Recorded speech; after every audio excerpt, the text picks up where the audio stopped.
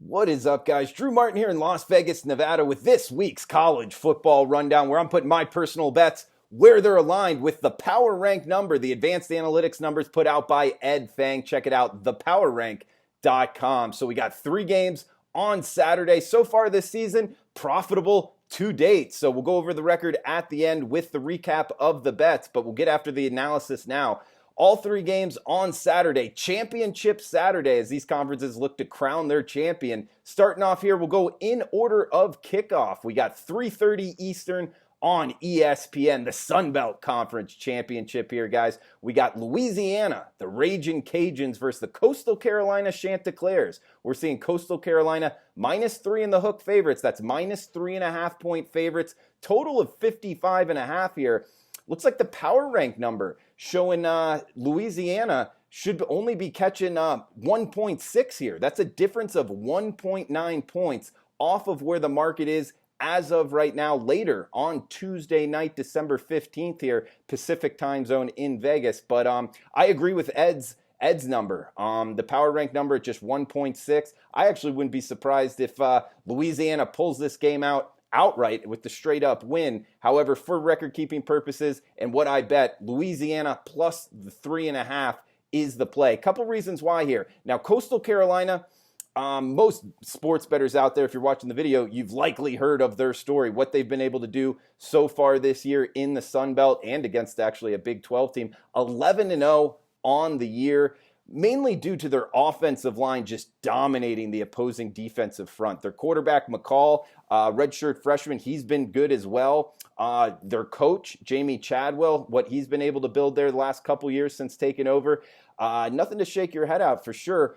But Louisiana, this is a rematch, by the way, where Coastal Carolina barely snuck out the win. All of those aspects where Coastal Carolina really dominates, Louisiana can kind of come back at them very well. One, the coaching angle, Billy Napier, what he's been able to build here at Louisiana has been really something. Plus the fact quarterback kind of matchup here. I would actually think Lewis is the better quarterback. If you haven't seen the Raging Cajuns play, he wears number 1. He's a lefty, a really good athlete. One of those type of players where, I could actually see him getting a look at an NFL roster, not necessarily to play quarterback, but maybe, the Antoine Randall athlete type, maybe help out on special teams. He's that good of an athlete.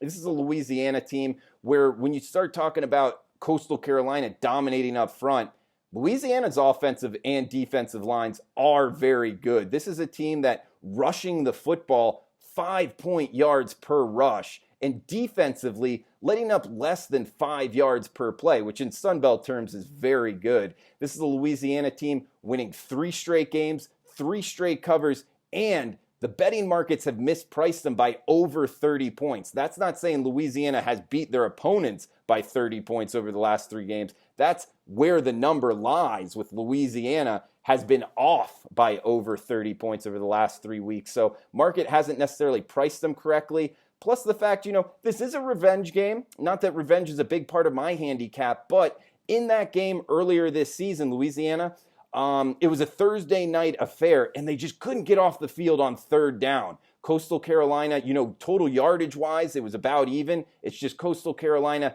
kept inking out those the third down plays, really all the big plays. They kept the ball, limited possessions, and sure enough, Louisiana loses a close one. Yardage-wise, it was about the same. So Coastal Carolina at 11-0, everybody's heard of them. I think that they're a little bit overpriced here, whereas Louisiana 9-1, I think they're a little bit under the radar. So first play here, Louisiana Raging Cajuns plus 3.5. We got next play up in the ACC, 4 p.m. Eastern, 1 o'clock Pacific kick on ABC. Clemson versus Notre Dame, top 5 affair here. Number 3 ranked Clemson Tigers. Number 2 ranked Notre Dame Fighting Irish. We got Notre Dame catching 10.5. That's Clemson minus 10.5 point favorites here. 60 being the total. Now, the first time these two played, Notre Dame won 47-40 in South Bend, Indiana. Now, this game is in the Carolinas, although it is a neutral site game where the Carolina Panthers play their home games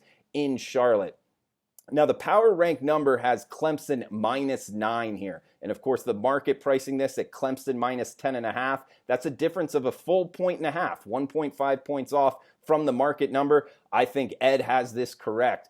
Couple reasons why. Clemson, look, overall, very good. We get Trevor Lawrence coming back. What they've really been able to do overall, I think the market is kind of shading Clemson a little bit too high here. Dabo Sweeney. I actually think Brian Kelly, what he's been able to do here in South Bend is really underrated. And the fact that he's got Ian Book, the winningest quarterback in Notre Dame history. Anytime you're talking about Notre Dame history, that's nothing to shake your head at. Dual threat guy. And Notre Dame offensive line, very good. Look at their metrics. They're getting a push up front. And their defense, best defense Clemson will have faced all season long.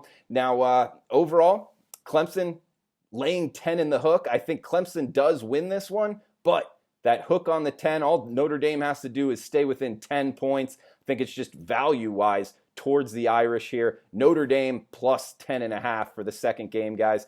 And third game up, I guess we could call it the nightcap, 8 p.m. Eastern kick on CBS. This is the SEC championship game, guys. Florida versus Alabama. That's number 1 ranked Alabama and number 6 ranked Florida Gators. This likely will have playoff implications. We got 74 as the total. Alabama laying 17, the 17-point favorite here. Now, the power rank number showing this total, 76.3.